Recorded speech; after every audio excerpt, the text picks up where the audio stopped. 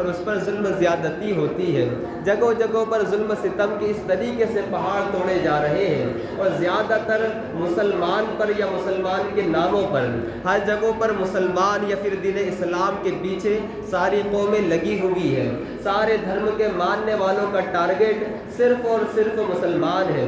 آپ چاہے ملک ہندوستان میں دیکھ لیں، چاہے اسرائیل و فلسطین میں دیکھ لیں، چاہے کہیں پر بھی آپ دیکھ لیں، مسلمانوں کو ہر جگہوں پر دبایا جا رہا ہے، کہیں پر مسلمانوں کو ستایا جا رہا ہے۔ ان کا گھر ان کا وطن ہونے کے باوجود ان کو بے وطن کیا جا رہا ہے، حتیٰ کہ ان کے گھروں کو بھی توڑا جا رہا ہے۔ آج ہم بھی الحمدللہ ثم الحمدللہ مسلمان ہیں۔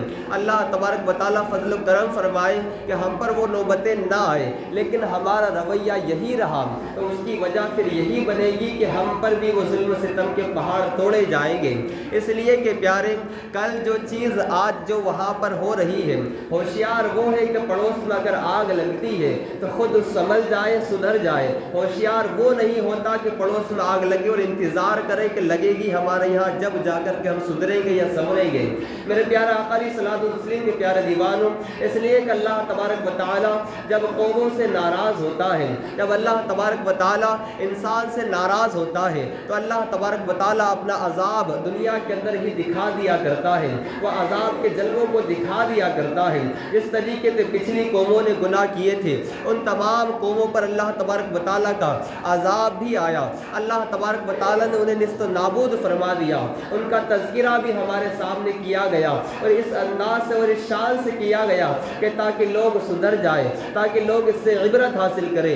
اسی طریقے سے نبی رحمت صلی اللہ تعالیٰ علیہ وسلم کی بارگاہ مقدس میں آپ کو میں لے کر کے چلتا ہوں۔ حدیث پاک صحابہ اکرام رضوان اللہ تعالیٰ علیہ اجمعین ارشاد فرماتے ہیں کہ ایک مرتبہ ہوا یوں کہ حضور اکرم صلی اللہ تعالیٰ علیہ وسلم جنگل کے راستے سے تشریف لے جا رہے تھے۔ حضور اکرم صلی اللہ تعالیٰ علیہ وسلم ایک درخت کے نیچے آرام فرمانے لگے، اور جب جس درخت کے نیچے آرام فرما رہے تھے اسی درخت پر ایک چڑیا کا گھونسلہ تھا۔ اس چڑیا کے گھونسلے کے اندر اس چڑیا کے چند بچے بھی تھے۔ وہ چڑیا بار بار آتی اپنے بچوں کو دانا کھلانے کے لیے، دانا کھلا کر کے چلی جایا کرتی تھی۔ صحابہ اکرام رضوان اللہ تعالیٰ علیہ مجمعین ارد گرد پہرا دے رہے تھے، اور حضور اکرم صلی اللہ تعالیٰ علیہ وسلم بظاہر اس درخت کے نیچے آرام فرما رہے تھے۔ جب صحابہ اکرام نے یہ دیکھا کہ یہ چڑیا بار بار آتی ہے اور جاتی ہے اور چہچہاتی ہے، جس کے چہچہانے سے کہیں ایسا نہ ہو کہ حضور اکرم صلی اللہ تعالیٰ علیہ وسلم کی نیند مبارک میں خلل واقع ہو جائے، حضور اکرم صلی اللہ تعالیٰ علیہ وسلم کے صحابہ اکرام رضوان اللہ تعالیٰ علیہ مجمعین نے اس چڑیا کے گھونسلے کو وہاں سے نکالا اور دوسری جگہوں پر رکھ دیا۔ چڑیا آئی اور آنے کے بعد میں اس نے دیکھا کہ نہ اس کا گھونسلہ ہی، نہ اس کے اندر بچے ہیں، نہ گھونسلہ ہے۔ حالانکہ بچے کہاں سے ہوتے جب گھونسلہ ہی باقی نہ رہا۔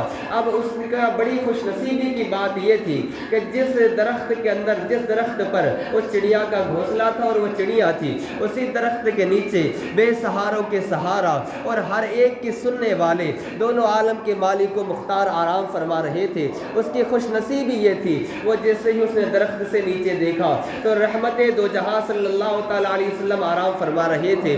اب چڑیا آتی ہے، حضور اکرم صلی اللہ تعالیٰ علیہ وسلم کے کان مبارک کے پاس آ کر کے کچھ چہچہاتی ہے۔ حضور اکرم صلی اللہ تعالیٰ علیہ وسلم اس کی بھاشا کو بھی سمجھتے ہیں، اس کی آواز کو بھی سماعت فرماتے ہیں، اس لیے کہ حضور اکرم صلی اللہ تعالیٰ علیہ وسلم کو اللہ تبارک و تعالیٰ نے عالم ما کانا وما یکون بنایا ہے۔ اسی لیے سرکار اعلیٰ حضرت ارشاد فرماتے ہیں کہ اپنے مولا کی ہے بس شان عظیم، جانور بھی کرے جن کی تعظیم، سنگ کرتے ہیں ادب سے تسلیم، پیڑ سجدوں میں گرا کرتے ہیں، پیڑ سجدوں میں گرا کرتے ہیں۔ اور چڑیا نے کچھ چہچہایا، اس کے بعد میں نبی رحمت صلی اللہ تعالیٰ علیہ وسلم نے ارشاد فرمایا، تمام صحابہ کو اکٹھا کیا، اس کے بعد ارشاد فرمایا کہ اس چڑیا کے گھونسلے کو کس نے توڑا ہے، اس کے گھونسلے کو اس کی جگہ سے ہٹایا کس نے ہے۔ ایک صحابی نے عرض کی یا رسول اللہ صلی اللہ تعالیٰ علیہ وسلم، آپ آرام فرما رہے تھے،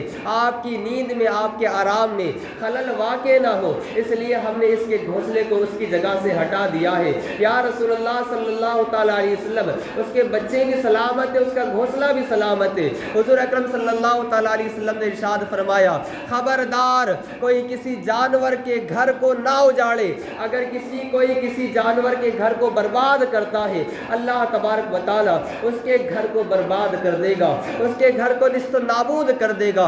میرے پیارے آقا علیہ الصلوۃ والتسلیم کے پیارے دیوانوں, میں آپ سے پوچھنا چاہتا ہوں پیارے, حضور علیہ الصلوۃ والسلام نے ارشاد فرمایا کہ اگر کوئی کسی جانور کے گھر کو برباد کرے گا, اس کے گھر کو اجاڑے گا, اللہ تبارک و تعالیٰ اس کے گھر کو برباد کر دے گا, اس کے گھر کو اجاڑ دے گا, ویران کر دے گا. ذرا سوچو تو صحیح پیارے, ایک جانور کا گھر اگر برباد ہوتا ہے تو ہمارا گھر بھی برباد ہو جاتا ہے, ہمارا گھر بھی ویران ہو جاتا ہے. جب ہم اس رب کائنات کا گھر جسے مسجد کہا جاتا ہے, اس گھر کو ہم اپنے سجدوں سے ویران کر دے, اس گھر کو ہم اپنے سجدوں سے, اپنی نمازوں سے ویران کر دے, اپنی عبادتوں سے ویران کر دے, پھر کیسے ہمارے گھر آباد ہو سکتے ہیں؟ پھر کیسے ہمارے گھروں کے اندر خوشحالیاں آ سکتی ہے؟ بس یہی وجہ ہے پیارے کہ آج ہم نے اس رب کائنات کے گھر کو آباد کرنا بند کر دیا, اسی لیے ہمارے گھر کو جلایا جا رہا ہے, ہمارے گھروں کو توڑا جا رہا ہے,